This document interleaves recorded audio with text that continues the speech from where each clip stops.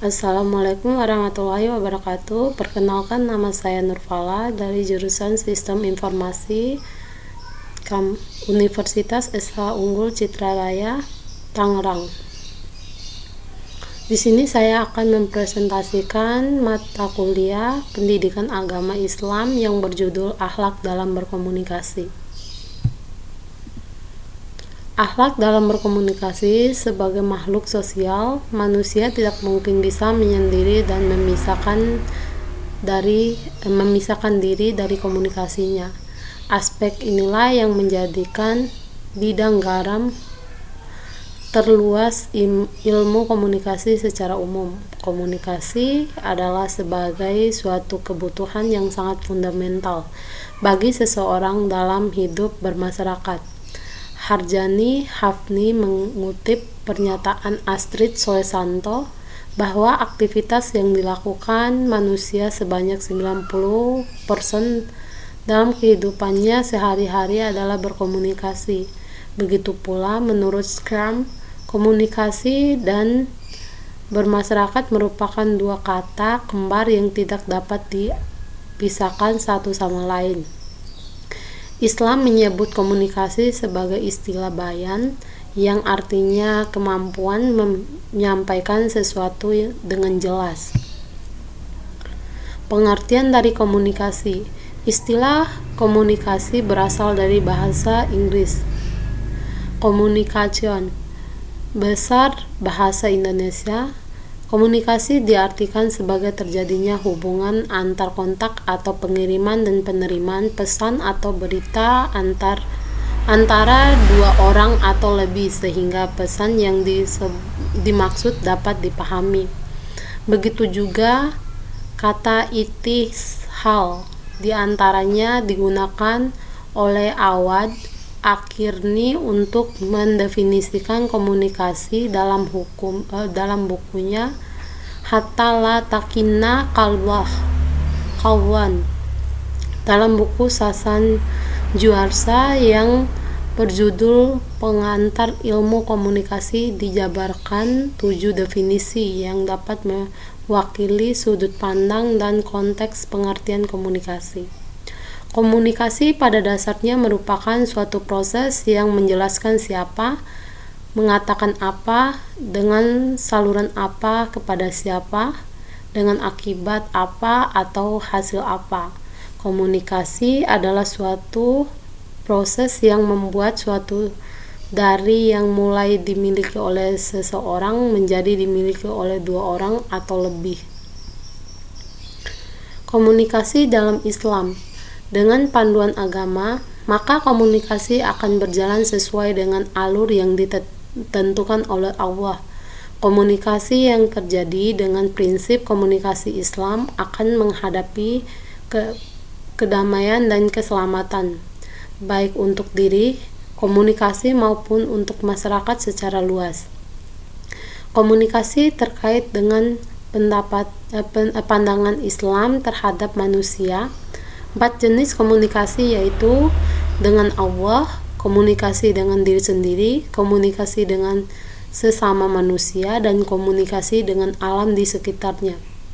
Dengan komunikasi manusia maupun menjalin kasih, komunikasi bertujuan untuk saling mengenal antar manusia atau untuk mewujudkan semangat takwa.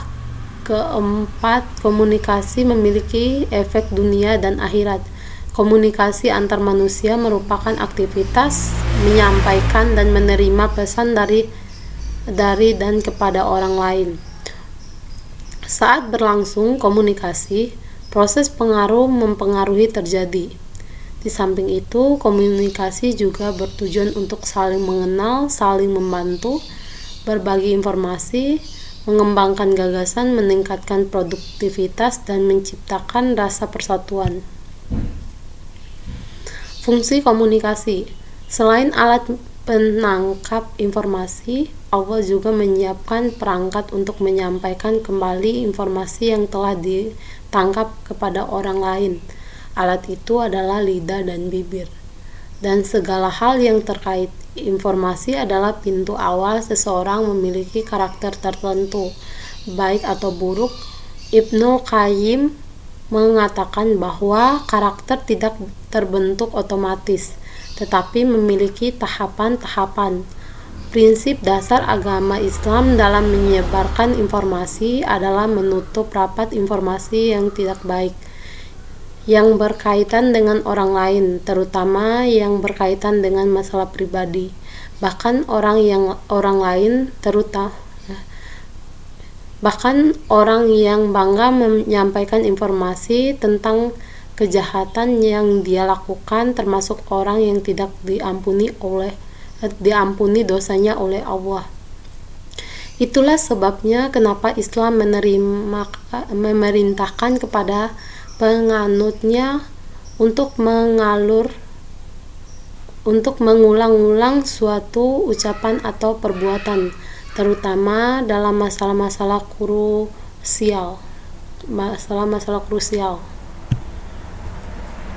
Macam-macam komunikasi Islam. Komunikasi dalam Islam terbagi menjadi 3, yaitu 1. Komunikasi ilahiyah, 2. Komunikasi intrapersonal, 3. Komunikasi antar manusia.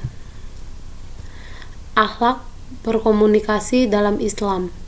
Akhlak adalah sebagai media yang memungkinkan adanya hubungan baik antara khalik dengan makhluk dan antara makhluk dengan makhluk. Yakub 1991 ayat 11. Sedangkan menurut Imam Ghazali, sebagaimana yang dikutip oleh Muhaimin DKK, bahwa manusia memiliki citra lahiriah yang disebut sebagai khalq dan citra batiniah yang disebut dengan khulq. Akhlak berkomunikasi dalam Islam berarti penyampaian pesan berdasarkan pedoman yang diberikan oleh Allah dan sesuai dengan standar kebiasaan baik manusia. Oleh karena itu, Islam memberikan pedoman akhlak dalam berkomunikasi sebagai berikut. 1. Ikhlas, 2. Pahala, 3. Kejujuran, 4. Kebersihan, 5. Berkata positif, 6. Menyelarakan hati, lisan dan perbuatan, 7. 2 telinga dan 1 mulut, 8. Pengawasan, 9. Selektivitas dan saliditas, 10. Saling mempengaruhi, 11. Keseimbangan berita, 12. Privasi. Sampai di sini presentasi saya. Lebih dan kurangnya mohon maaf. Wabillahi taufiq wal hidayah. Wassalamualaikum warahmatullahi wabarakatuh.